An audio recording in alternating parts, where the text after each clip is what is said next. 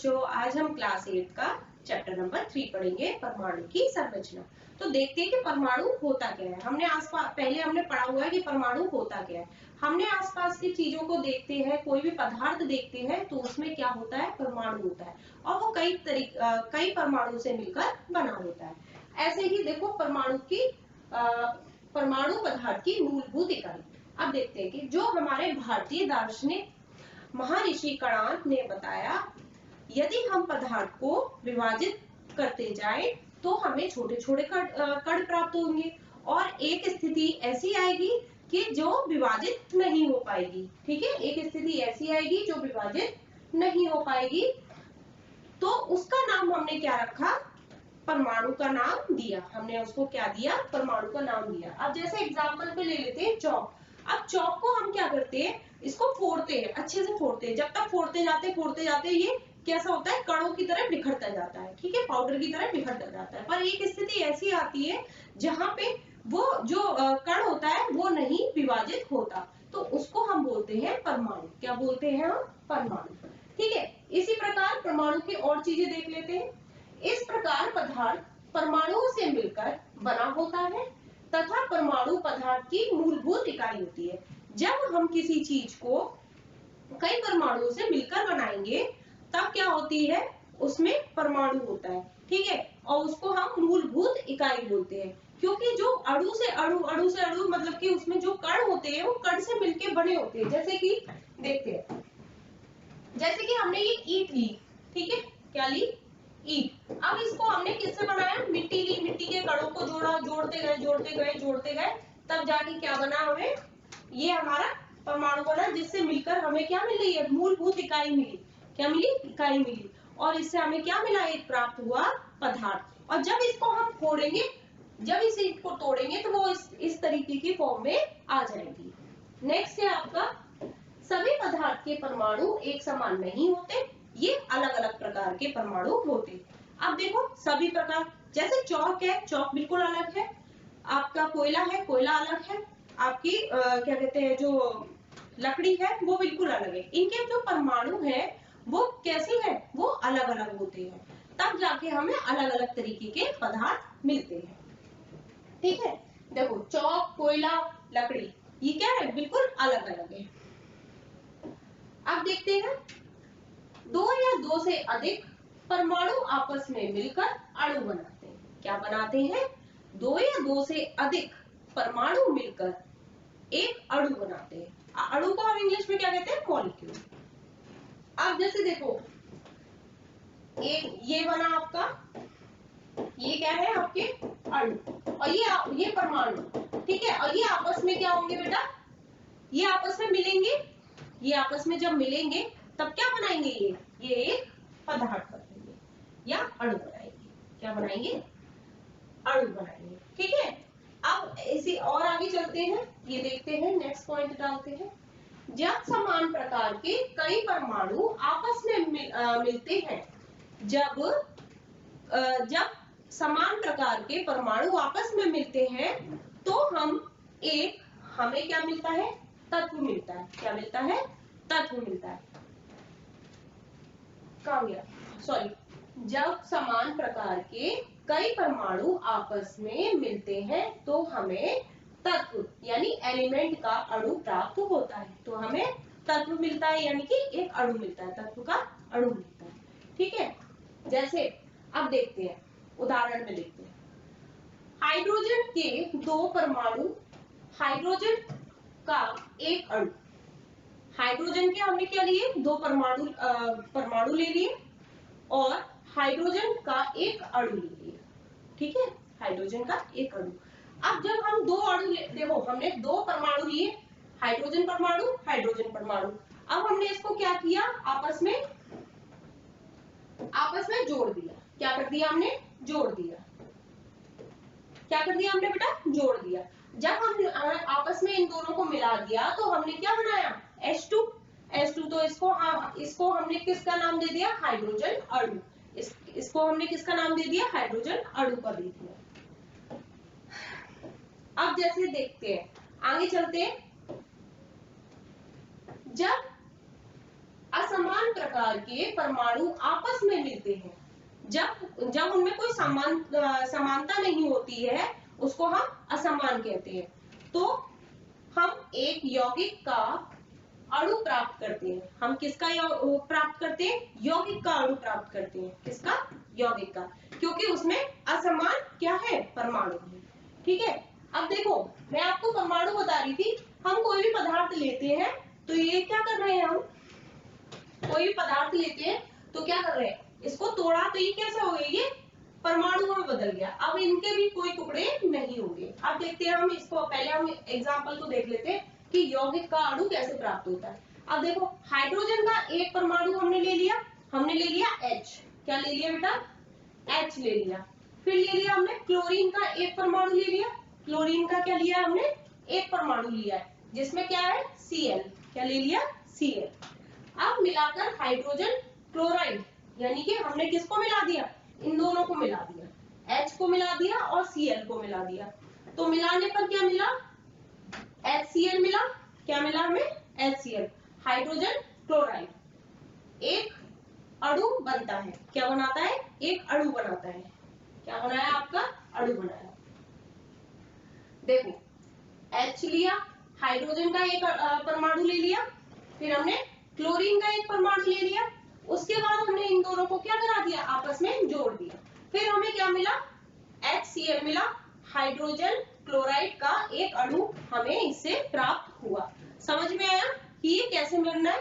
ठीक है, next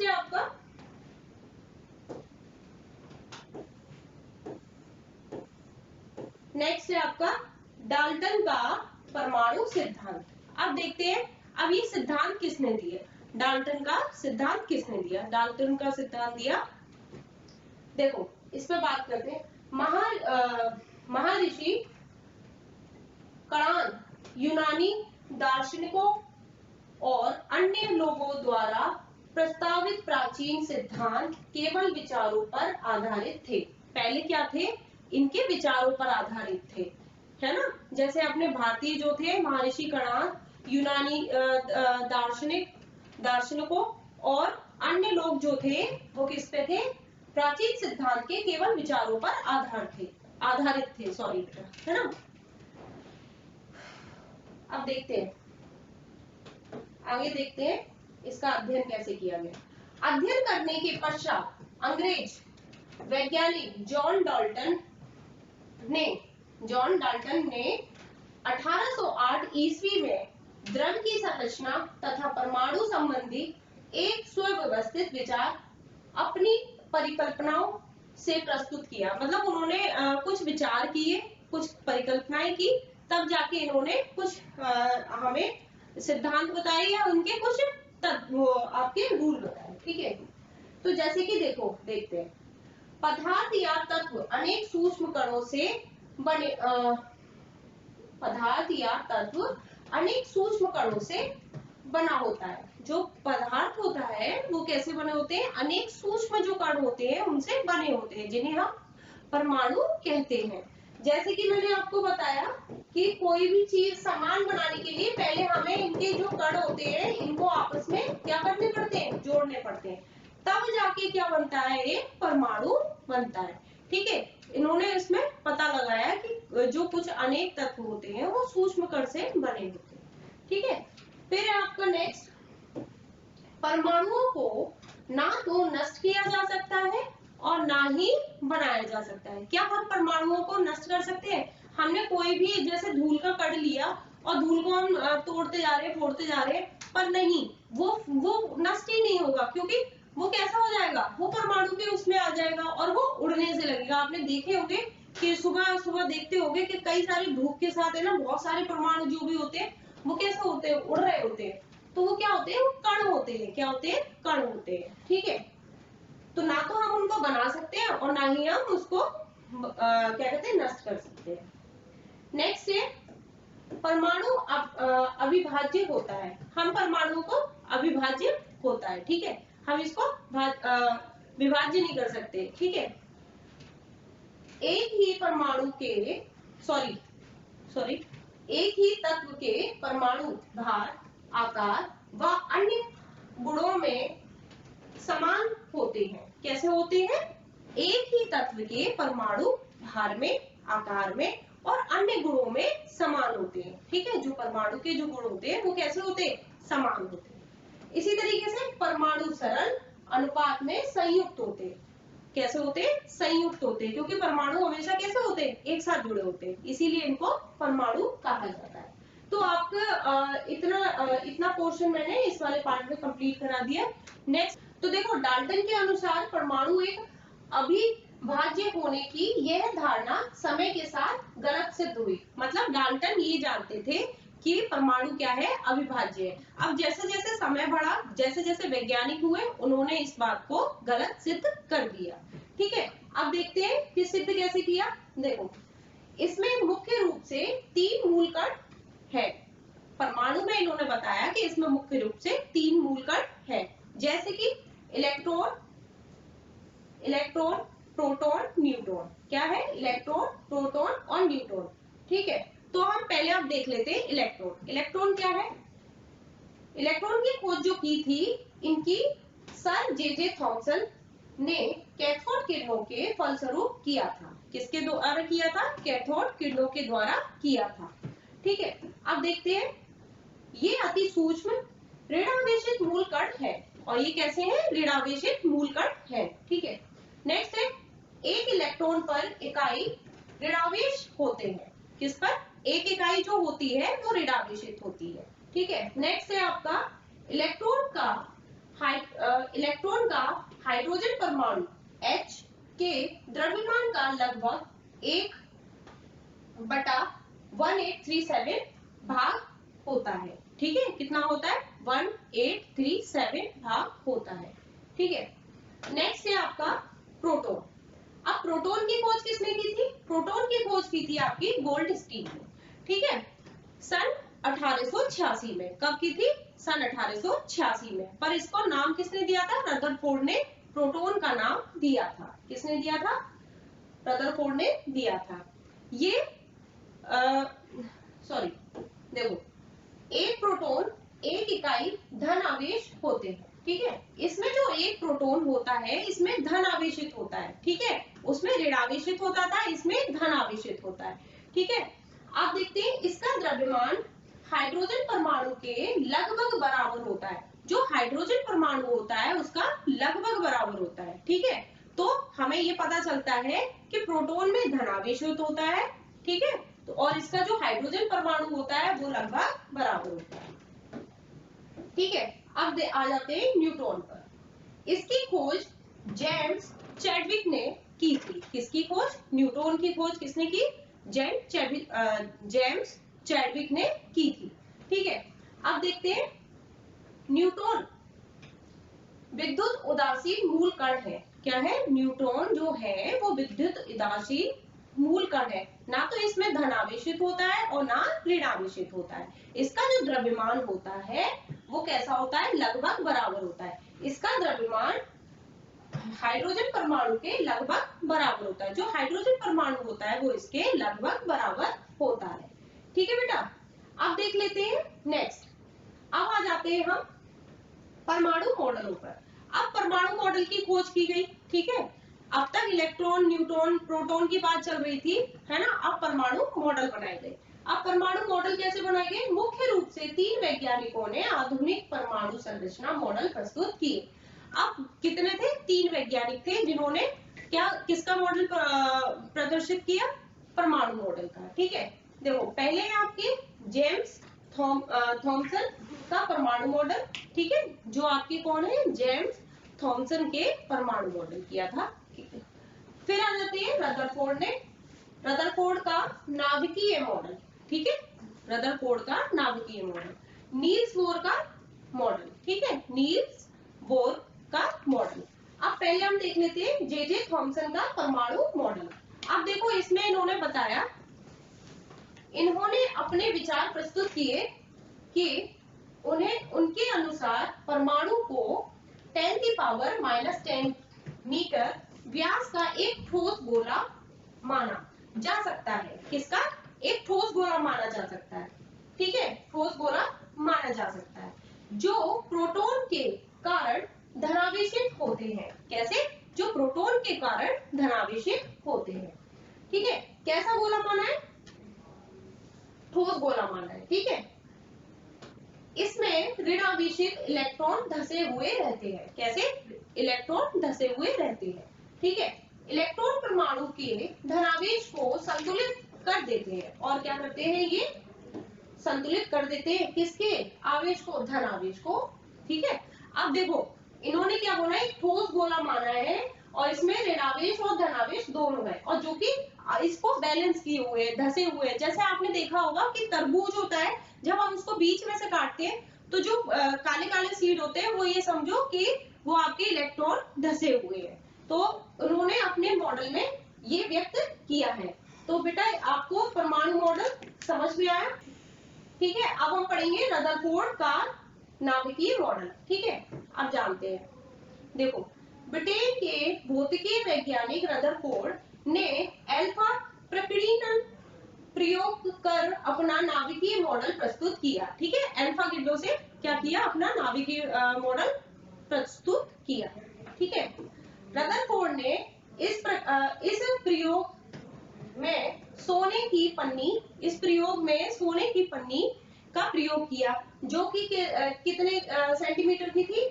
0.004 centimetre मोटी थी। पर अल्फा कणों, जो अल्फा कणों थे, जो अल्फा कण थे, वो जो आपके अल्फा कण थे, अल्फा कणों से बमबारी कराई थी। इनने किसकी कराई थी? अल्फा कणों से बमबारी कराई थी। ठीक है, किस पे कराई थी? सोने की पन्नी पर। ठीक है, जब अल्फा कण सोने की पतली पन्नी से टकराते हैं तो उन्होंने देखा। अब हम इसको देख लेते हैं कि उन्होंने क्या देखा।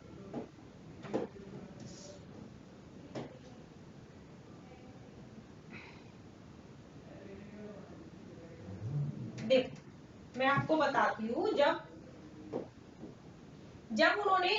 इनको बमबारी कराई थी, जब इनकी किरणें गई थी, तो कुछ किरणें तो सीधी किरणें पे चली गई थी, पर कुछ अपने मार्ग से विचलित हो गई थी। क्या हो गई थी? और कुछ अपने मार्ग से लौट के आ गई थी।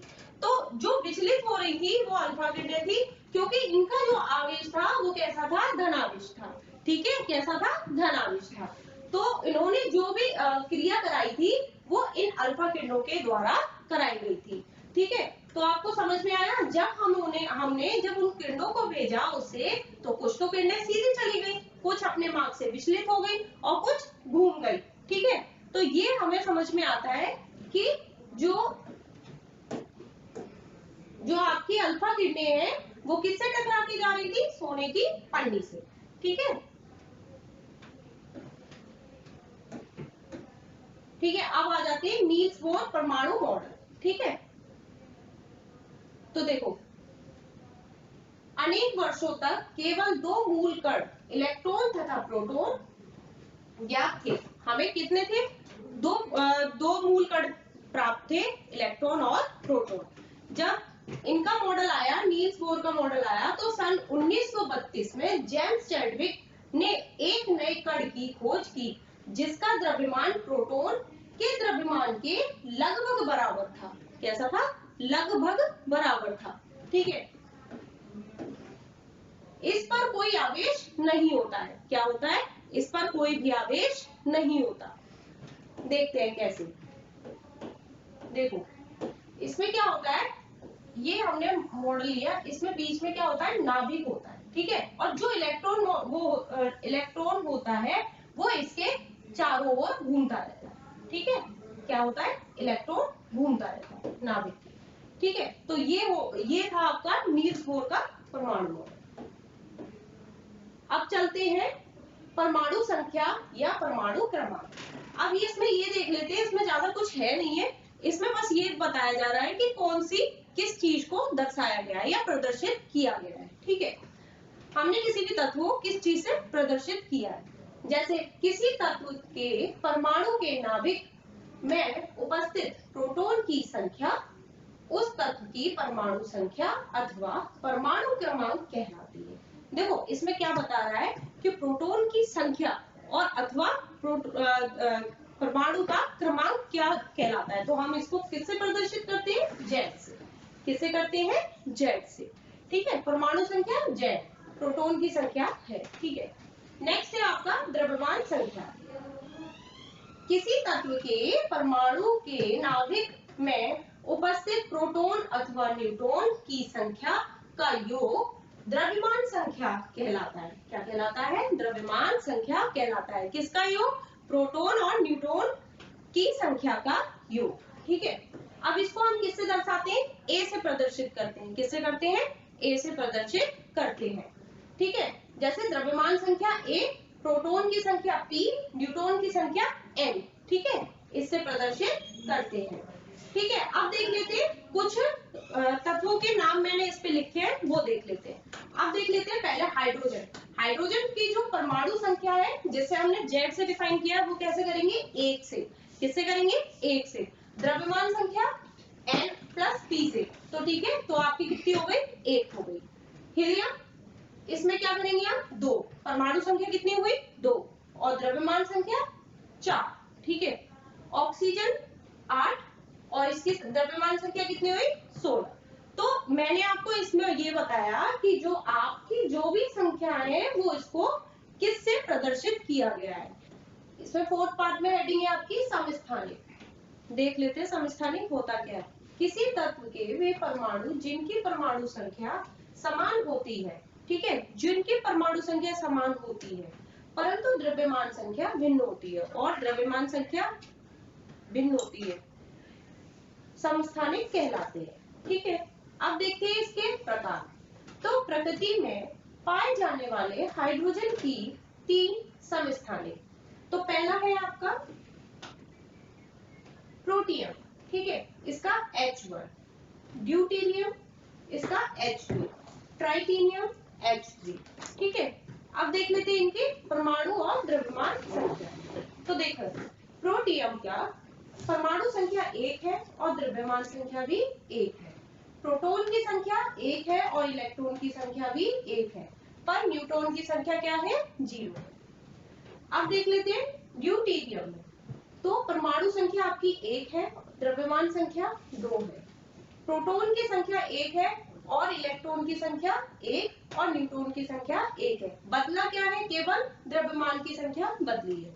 ठीक है, ट्राइटिनियम, इसकी संख्या 1 है, द्रव्यमान की संख्या 3 है और प्रोटॉन की संख्या 1 है, इलेक्ट्रॉन की संख्या 1 है और न्यूट्रॉन की संख्या 2 है। इसमें द्रव्यमान की और न्यूट्रॉन की संख्या बदली है।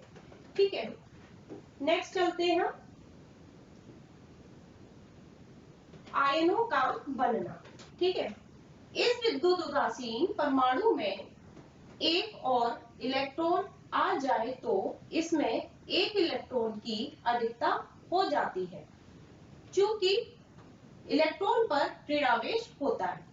देखो इसमें ये बता रहा है जब विद्युत परमाणु में एक इलेक्ट्रॉन और आ जाए तो उसकी अधिकता बढ़ जाती है। जैसे सोडियम, सोडियम के परमाणु में 11 प्रोटॉन और 11 इलेक्ट्रॉन होते हैं। क्या होते हैं? 11 प्रोटॉन और 11 इलेक्ट्रॉन होते हैं। अगर एक बढ़ जाती है तो क्या हो जाएगी? उसकी संख्या बढ़ जाएगी। किसकी? परमाणु की।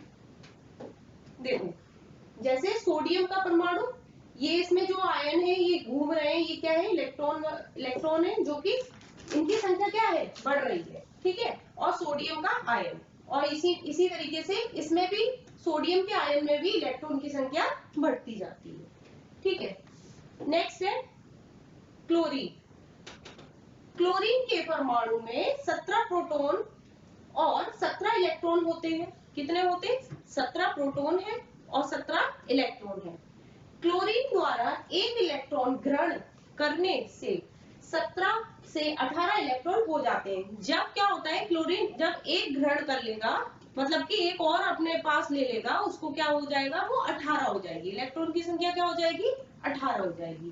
ठीक है, जैसे देखो क्लोरीन का परमाणु मॉडल, ये मॉडल है और ये इलेक्ट्रॉन घूम रहे हैं। अब ये घूमते घूमते इधर से एक अपने पास बुला लेगा तो क्या हो जाएगा? वो आयन बन जाएगा। तो आयन बन जाएगा तो 17 की जगह कितना हो जाएगा? 18 हो जाएगा।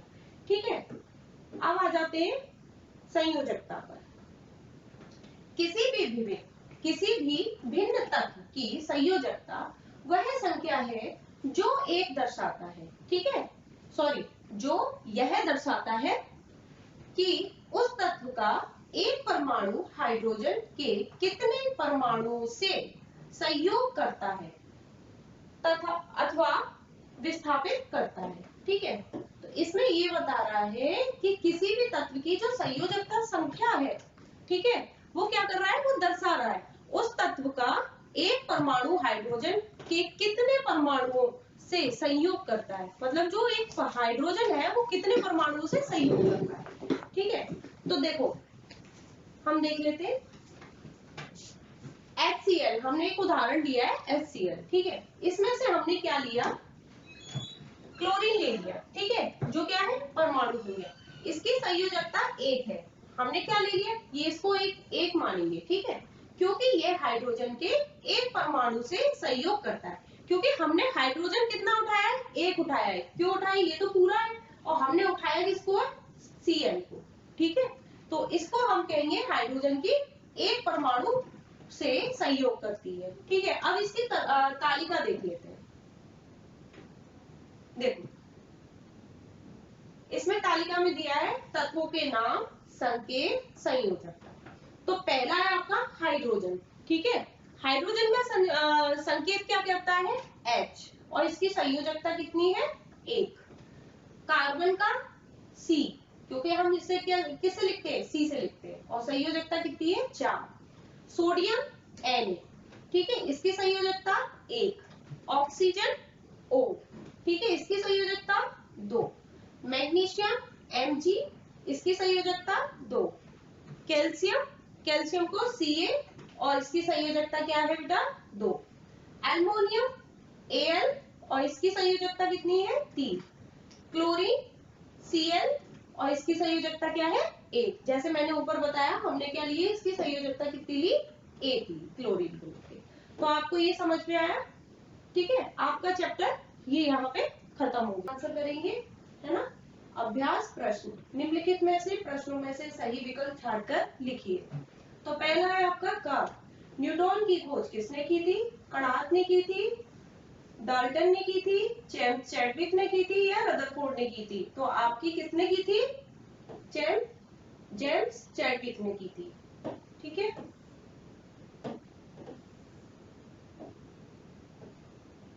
नेक्स्ट क्वेश्चन है आपका खा, किसी तत्व के वे परमाणु जिनकी परमाणु संख्या समान होती है परंतु द्रव्यमान संख्या भिन्न होती है वह कहलाती है परमाणु संख्या, द्रव्यमान संख्या, समस्थानिक संख्या, सॉरी संख्या नहीं समस्थानिक, परमाणु क्रमांक। तो आपका क्या आ जाएगा बेटा, समस्थानिक आ जाएगा, ठीक है, उत्तर ही दिया है समस्थानिक, ठीक।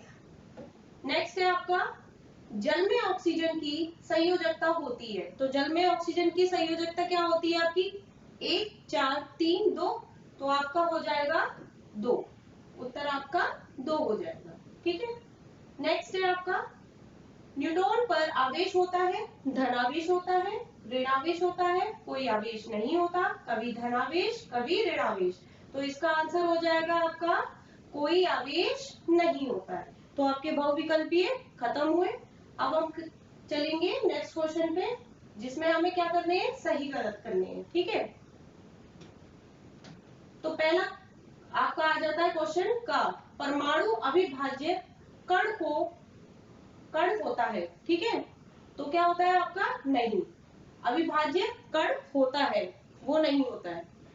नेक्स्ट है आपका खा, किसी परमाणु की नाभिक में उसका द्रव्यमान होता है, तो सही दिया है कि परमाणु में नाभिक का द्रव्यमान होता है, ठीक है। नेक्स्ट है ग, परमाणु से इलेक्ट्रॉन के निकलने से ऋण आवेशित आयन प्राप्त होते हैं, नहीं, ऋण आयन प्राप्त नहीं होते हैं। नेक्स्ट है आपका जल में ऑक्सीजन की संयोजकता 3 होती है, नहीं 2 होती है, कितनी होती है, 2 होती है। तो आपके सही गलत आपके खत्म हुए। अब नेक्स्ट क्वेश्चन आ जाता है रिक्त स्थान की पूर्ति करें। तो पहला रिक्त स्थान की पूर्ति करने के लिए पहला क्वेश्चन हम पढ़ेंगे, 2 या 2 से अधिक परमाणु आपस में मिलकर क्या बनाते हैं, अणु बनाते हैं। क्या बनाते हैं, आपके अणु बनाते हैं, ठीक। ठीक है। नेक्स्ट है प्रोटॉन की खोज किसने की थी? गोल्डस्टीन ने की थी। किसने की? गोल्डस्टीन ने की थी। नेक्स्ट है ग, न्यूट्रॉन का द्रव्यमान हाइड्रोजन परमाणु के द्रव्यमान के लगभग बराबर होता है। क्या होता है? बराबर होता है। घ, आपका नेक्स्ट क्वेश्चन है नील्स बोर के अनुसार परमाणु का समस्त द्रव्यमान तथा धन आवेश उसके नाभिक में उपस्थित होता है। ठीक है, उसका द्रव्यमान कहाँ उपस्थित होता है? धन आवेश में। अब हम करेंगे फोर्थ क्वेश्चन, जिसमें हमें क्या करने हैं? सही मिलान करने हैं। ठीक है, चैडविक ने किसकी खोज की थी? न्यूट्रॉन की। ठीक, तो आपका न्यूट्रॉन हो जाएगा। इलेक्ट्रॉन ऋणावेशित कण होते हैं। हाँ, ऋणावेशित कण होते हैं। कार्बन तत्व है, तो आपके सही मिलान भी हो गए। अब हम करेंगे फिफ्थ क्वेश्चन। तो फिफ्थ क्वेश्चन में ये आपका पूछ रहा है किसी परमाणु में पाए जाने वाले कणों के नाम लिखिए। ठीक है, आपको हमें क्या लिखना है? कणों के नाम लिखने हैं। तो परमाणु में पाए जाने वाले कणों के नाम, इलेक्ट्रॉन, प्रोटॉन, न्यूट्रॉन। ठीक है बेटा। नेक्स्ट क्वेश्चन है 6, इलेक्ट्रॉन पर किस प्रकार का आवेश होता है? तो इलेक्ट्रॉन पर किस प्रकार का आवेश होता है? ऋण आवेश होता है। ठीक है, ऋण आवेश होता है। ठीक है, इसको इसका सिंबल ये देते हैं। तो आपके ये क्वेश्चंस पूरे हो गए। 7th क्वेश्चन करेंगे। ठीक है, 7th क्वेश्चन देखते हैं।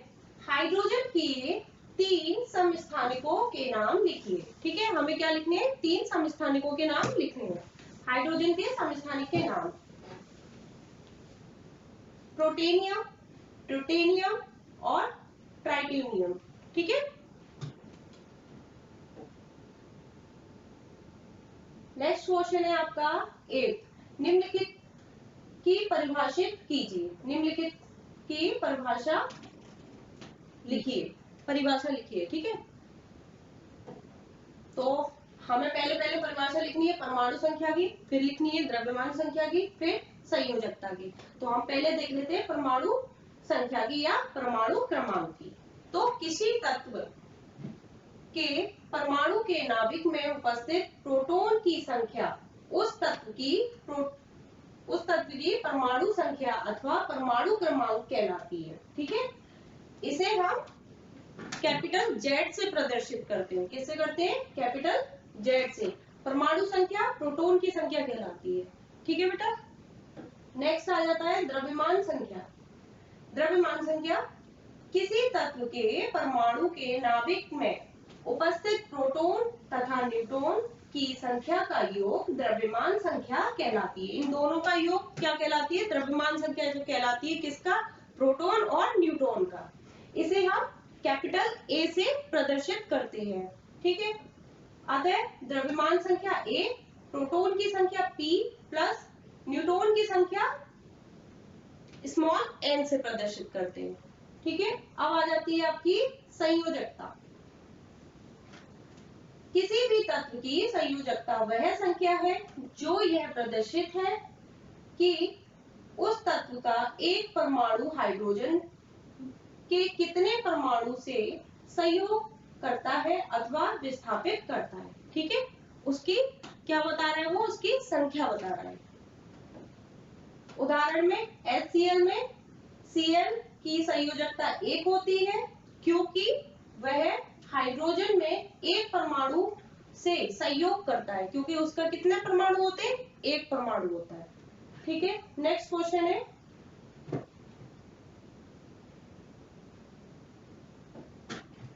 आपका ये 9th क्वेश्चन है।